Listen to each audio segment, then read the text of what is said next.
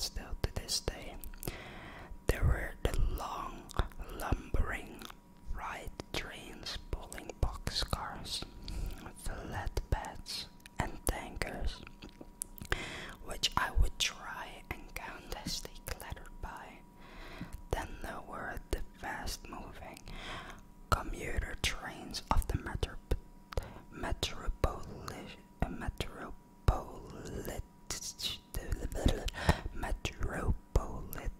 Area Transit Authority, aka META, or the as some people call it, and Amtrak passenger trains that would breeze by headed to and from the central station in the heart of the city. Now when most people see trains, they see big machines rolling down ribbon of steel, but me, I saw trains as a symbol of freedom and a way out of the hood. Whenever I saw a train, I would imagine all the places it was going to and coming from. Naturally, my favorite toys as a tyke were my Thomas the Tank Engine toys. I had all the characters: Thomas, Percy, Gordon, James, Toby, Daisy, all of them. When I was 10, my grandparents bought me a Lionel train set for my B-Day. To me, it was the best present ever. It consisted of a steam engine and 4 passenger cars. There were even a small bottle of drops you'd put in the smokestack that allowed the engine to make smoke. I'd spend hours watching the toy train run around an oval, pretending it was real and that I was driving a locomotive through the forest, past fields, across mountains, and small towns. I eventually developed other interests, namely girls, but I still never lost my interest in trains. When I got older, I applied for a job as an engineer trainee on Meta and got it.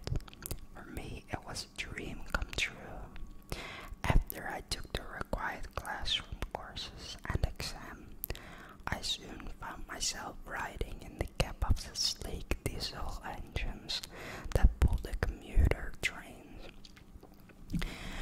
Now, the way of the trainee program was set up was that they have you ride on different lines of the system for a few months with a regular engineer.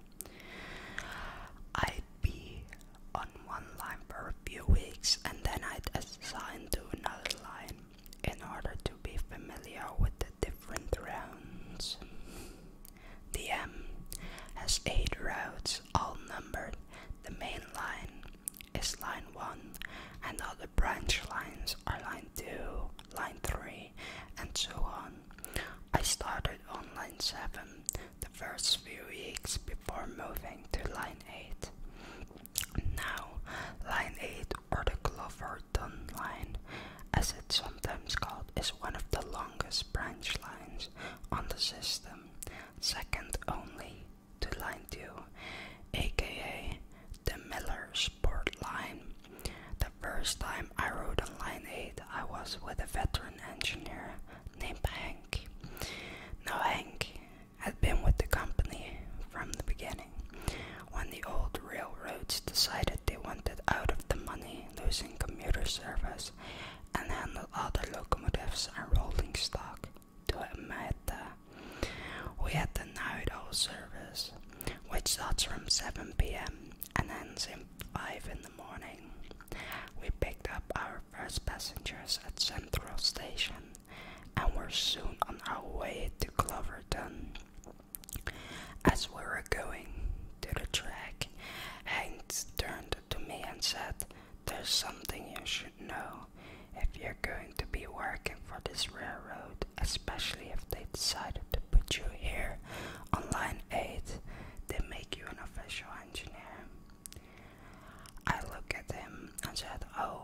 what's that?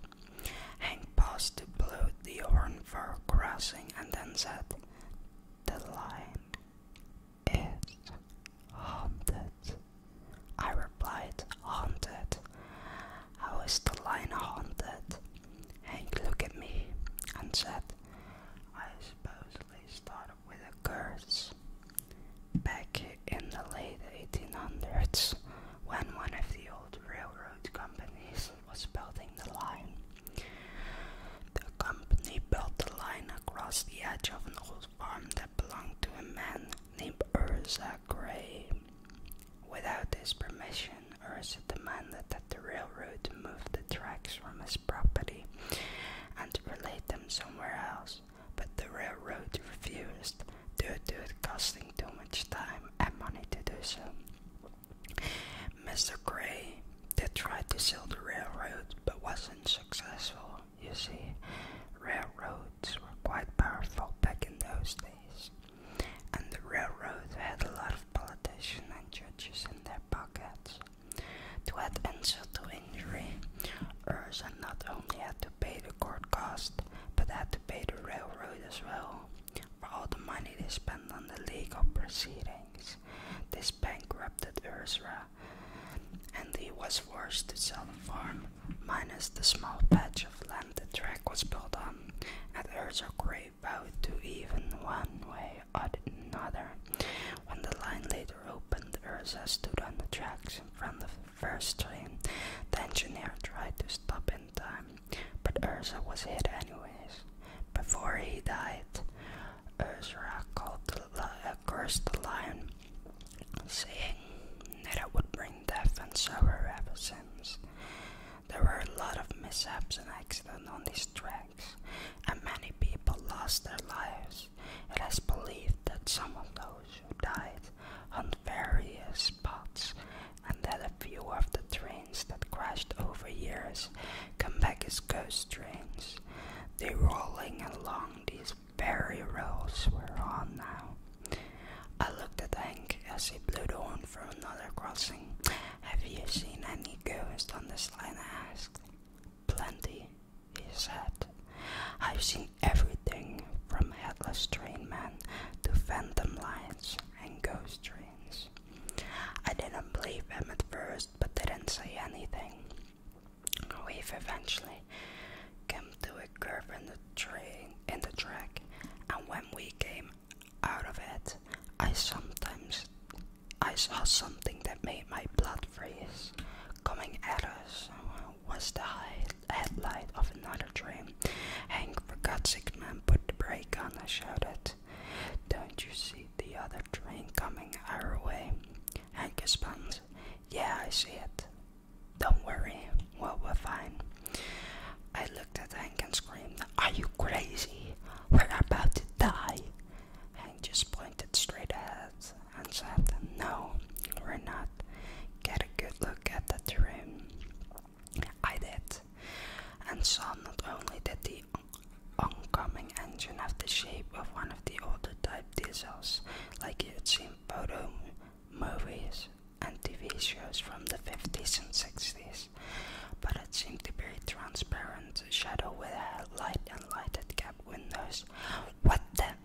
I started to say, but then the shadow train hit us. Well, not hit us exactly, more like passed through us. Our whole cab was surrounded by shadows and streaks of light, as what looked to be a passenger train passed through. And I swear I saw the pale, wispy figures of people sitting in the seats. Soon it was gone, and the cap of our engine returned to normal. "What the hell was that?" I exclaimed. Hank turned to me and said, "That was one of the ghost trains I was talking about." "Well, what's the story with the ghost train?" I asked. Hank sighed and said, "Well, it all happened shortly after Meta was established and took over the commuter rail lines. An evening, inbound train had just crashed with the long Great Western lost control and ran away all downhill before crashing and pulling up on the curve of the bottom. Everyone on board was killed, and the cause of the wreck was blamed on the aging equipment Meta was using back then.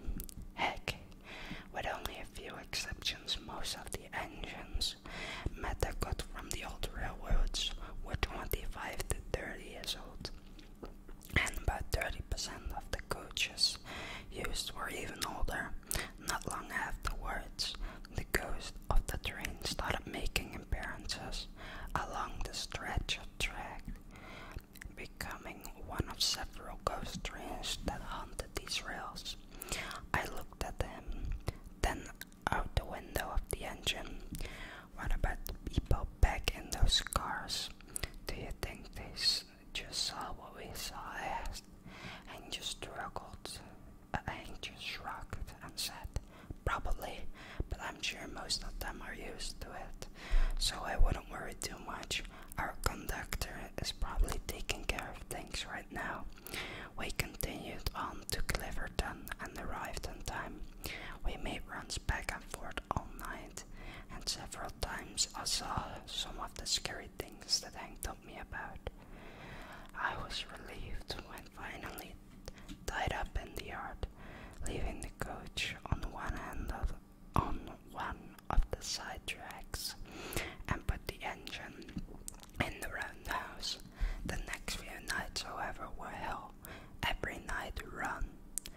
I had at least a few creepy encounters along line 8, all of them with Hank, who would just shrug them off as if they were nothing.